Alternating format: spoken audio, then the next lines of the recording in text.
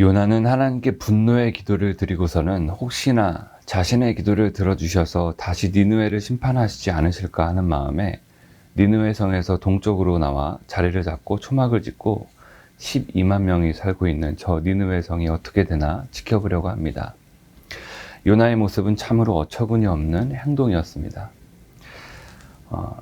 성이 망하기를 바라는 마음으로 지켜보는 요나에게 하나님은 사랑과 긍휼의 마음으로 박넝쿨을 급속도로 자라게 하여 자연을 다스리시는 그 하나님의 능력을 보여주시고 무엇보다 이를 통해 하나님의 일하심을 깨닫게 하시려는 뜻이 있습니다.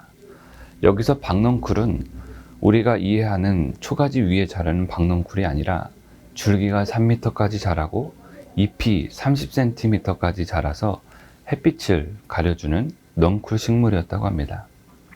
그래서 요나는 그늘 아래서 지낼 수 있었기 때문에 만족하고 기뻐했다는 것입니다.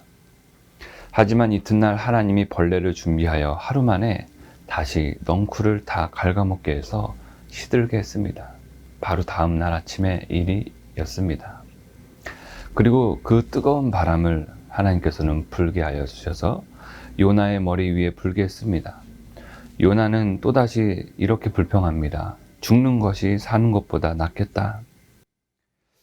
9절에서 요나를 향해 하나님이 이전과 같은 말씀을 하시는 것을 보게 됩니다. 하나님이 요나에게 이르시되 내가 이 박넝쿨로 말미암아 성내는 것이 어찌 옳으냐 하시니 그가 대답하되 내가 성내어 죽기까지 할지라도 옳으니이다 하니라. 어저께도 요나가 화를 내는 것이 옳으냐라는 묵상을 했는데요. 또다시 화를 내는 모습을 보게 되는 것입니다. 그때 하나님께서 과연 너가 화를 내는 것이 옳으냐라고 다시 이야기하고 있는 것이죠. 이 요나는 이 박넝쿨 일로 화를 냈습니다. 이러한 요나에게 하나님은 10절에 11절에 마지막으로 이렇게 말씀하십니다. 내가 수고도 아니하였고 재배도 아니하였고 하룻밤에 났다가 하룻밤에 말라버린 이 박넝쿨을 아꼈거든 하물며 이 큰 성읍 니느웨에는 좌우를 분별하지 못하는 자가 12만여 명이요 가축도 많이 있나니 내가 어찌 아끼지 아니하겠느냐 하시니라. 요나에게 있어서 니느웨는 선민과는 적대적인 이방 민족이었기 때문에 심판받아야 마땅한 나라이었습니다. 하나님의 수고를 아끼지 아니한 이 니느웨 사람들은 용서받고 구원받아야 할 민족이었던 것이 바로 하나님의 관점이었던 것입니다. 요나가 그것을 깨닫기를 원했습니다. 요나에게는 화낼 자격이 없었습니다. 요나는 스스로 정당한 화를 내었다고 생각했겠지만 하나님의 입장에서는 편협한 처신이었습니다.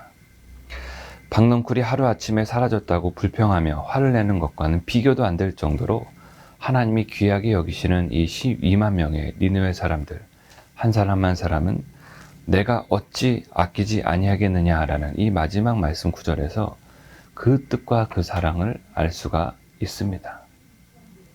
하나님께서 나를 향해 이렇게 말씀하실 때에 그 어느 누구도 나를 무너뜨릴 수 없을 것입니다. 내가 어찌 아끼지 아니하겠느냐. 내가 어찌 아끼지 아니하겠느냐. 이 말씀이 우리 모두에게 들릴 수 있기를 축원합니다.